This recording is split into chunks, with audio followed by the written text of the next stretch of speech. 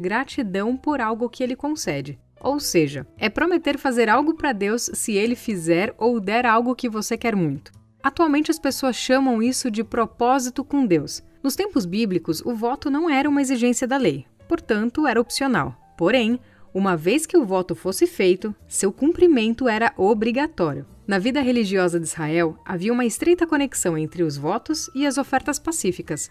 Parece que comumente os votos eram acompanhados por uma oferta pacífica, que de forma bem resumida, consistiam num sacrifício oferecido por alguém que celebrava uma bênção recebida ou buscava a bênção de Deus. Então, não era raro que um sacrifício pacífico fosse utilizado como cumprimento de um voto feito ao Senhor. Por isso existem referências no Pentateuco sobre a regulamentação do voto para os israelitas. Considerando todas as referências bíblicas acerca do voto ou propósito com Deus, é possível perceber pelo menos alguns tipos básicos de votos. Havia votos em que a pessoa se comprometia em realizar alguma coisa, normalmente como uma ação de retribuição ao favor de Deus. Na maioria das vezes, nesse tipo de voto, a pessoa pedia a Deus a sua presença, a sua proteção ou a sua provisão. Mas em alguns casos, esse mesmo tipo de voto também podia assumir um aspecto de barganha. Isso porque as promessas feitas pela pessoa quase sempre eram condicionais. Haviam também os votos ou propósitos de abstinência. Ao invés da pessoa prometer fazer determinada coisa, ela prometia abster-se de algo. Outro tipo de voto era aquele que simplesmente expressavam o zelo e a abnegada devoção a Deus. A Bíblia Sagrada registra a história de várias pessoas que fizeram votos a Deus. Na maioria das vezes, essas pessoas estavam em situações difíceis e fizeram votos prometendo algo a Deus caso as suas orações fossem atendidas. Alguns desses propósitos eram lícitos e foram feitos de forma correta, mas outros nem tanto. Vejamos aqui alguns dos principais exemplos. Jacó foi alguém que fez um voto a Deus. Ele pediu por proteção e provisão e prometeu adorar a Deus e pagar o dízimo de tudo que lhe fosse concedido.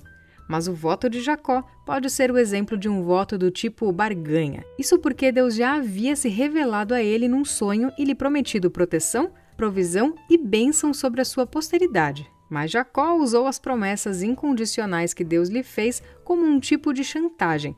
Basicamente, ele quis deixar claro que se Deus cumprisse o que lhe havia prometido, então ele iria reconhecê-lo como Deus. Vale aqui lembrar que Jacó fez esse voto no início de sua caminhada de fé. Mais tarde, no Val de Jaboque, que ele chamou de Peniel, Jacó realmente teve um profundo encontro com Deus que o transformou completamente. Um voto bastante complicado de se entender foi o voto de Jefté. Se o Senhor lhe concedesse a vitória sobre os amonitas, ele prometeu oferecer em holocausto ao Senhor a primeira coisa que saísse ao seu encontro vindo de sua casa. Então, quem lhe saiu ao encontro foi sua filha, e ao vê-la, ele se lamentou profundamente pelo que havia prometido. Os estudiosos discutem se o voto de Jefté significou o sacrifício de sua filha ou simplesmente a sua dedicação ao Senhor. Se a primeira sugestão foi a correta, então esse foi o voto mais descabido e inconsequente registrado na Bíblia, e certamente foi reprovado por Deus. Através do profeta Jeremias, Deus deixou claro que jamais ordenou ou aceitou sacrifícios humanos. O voto de Ana é um dos mais conhecidos da Bíblia. Ela era uma mulher estéril e suplicou a Deus para que ele lhe concedesse o milagre de poder gerar um filho. Então, ela prometeu dedicar esse filho ao Senhor. Deus ouviu sua oração e Ana foi a mãe do profeta Samuel. Depois do nascimento de Samuel, Deus permitiu que Ana também concebesse outros filhos. O rei Davi foi outro que fez votos ao Senhor. Em um desses votos, ele demonstrou toda a sua devoção a Deus. Ele prometeu não descansar até que a Arca da Aliança retornasse a Jerusalém. Absalão também tentou fazer um voto. Ele quis fazer um acordo com Deus visando o trono de Israel. Ele se comprometeu em adorar o Senhor caso lhe fosse concedido ocupar o lugar de Davi. Esse é um claro exemplo de voto ilícito feito sob as bases do egoísmo.